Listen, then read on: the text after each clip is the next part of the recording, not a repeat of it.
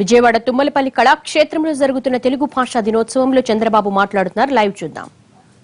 పరిరక్షించుకోవాలంటే promote చేయాలంటే అందరిలో ఆ యొక్క తపన ఉండాల్సిన అవసరం ఉంది. ఈ భాషా పరిరక్షణ మన ఇంట్లో నుంచే ప్రారంభం కావాలి. ప్రతి ఒక్కరూ ఇళ్లలో తెలుగులో మాట్లాడాలి, బయట కూడా తెలుగులో మాట్లాడాలి. ప్రభుత్వం కూడా అన్ని విధాలా ఈ భాషని ప్రమోట్ చేయడానికి ప్రయత్నం చేస్తాం. కానీ ఇటీవల కాలంలో మనం చూస్తే ఈరోజు మన వాళ్ళందరూ ఇన్ఫర్మేషన్ టెక్నాలజీలో స్ట్రాంగ్గా రావడం, అదే మరి విదేశాలకు పోవడం, చాలామంది పేరెంట్స్ కూడా ఆలోచిస్తున్నారు ఇంగ్లీష్ ఉంటే తప్ప మా పిల్లల భవిష్యత్తు బాగుండదనేది చాలామంది ఆలోచన. ఈవెన్ చిన్న చిన్న కుటుంబాలు కూడా, పేద కుటుంబాలు కూడా ఈరోజు చాలామంది ఆలోచిస్తున్నారు ఇంగ్లీష్ కూడా నేర్చుకోవాలని తపనుంది, ఇంగ్లీష్ వల్ల భవిష్యత్తు ఉంటుందనే ఆలోచన ఉంది. దాంట్లో నేను కాదన్న కానీ తెలుగు భాషను మర్చిపోయి ఇంగ్లీష్ నేర్చుకుంటే మాత్రం మనకు వచ్చేది ఏమీ ఉండదు. భాషను పూర్తిగా సమన్వయం చేసుకోవాలి, తెలుగు భాషను నేర్చుకోవాలి. తర్వాత మీరు జీవనోపాధి కోసం ఏ భాష నేర్చుకున్నా పర్వాలేదు. ఇప్పుడే బుద్ధప్రసాద్ గారు చెప్పినట్టు ఇంగ్లీష్ మన ఇన్ఫర్మేషన్ టెక్నాలజీలో కూడా తెలుగు వస్తూ ఉంది కాబట్టి అది పెద్ద కన్స్ట్రైంట్ కాదు. అదే మరి ఇంగ్లీష్ అవసరమైతే నేర్చుకుందాం, అది జీవనోపాధి కోసం నేర్చుకుందాం.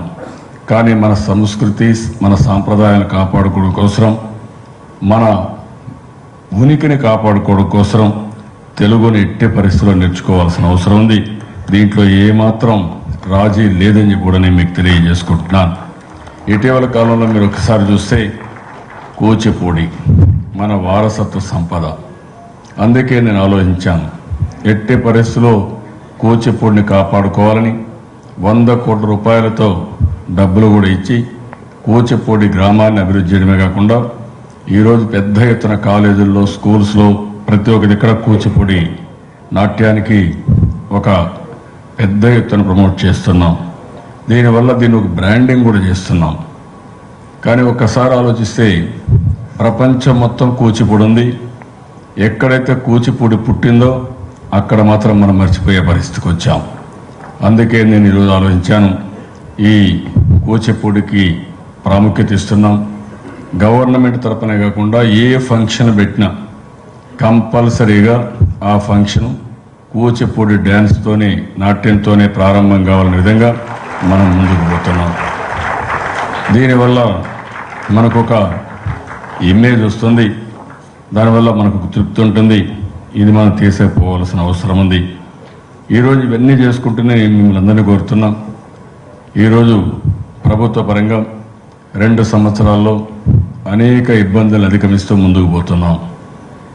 ఏ ఈవెంట్ కూడా ఒక కమిట్మెంట్తో పనిచేస్తూ ఎక్కడికక్కడ సమస్యల్ని అధిగమిస్తున్నాం.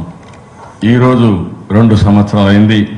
ఈ 2 సంవత్సరాల తరపున ఈరోజు నేను ఒక కమిటీ కూడా అనౌన్స్ చేస్తున్నాను. ఈ కమిటీలో ఇవన్నీ కూడా అమలు చేయడం కోసం నేను మండలి బుద్ధప్రసాద్ గారిని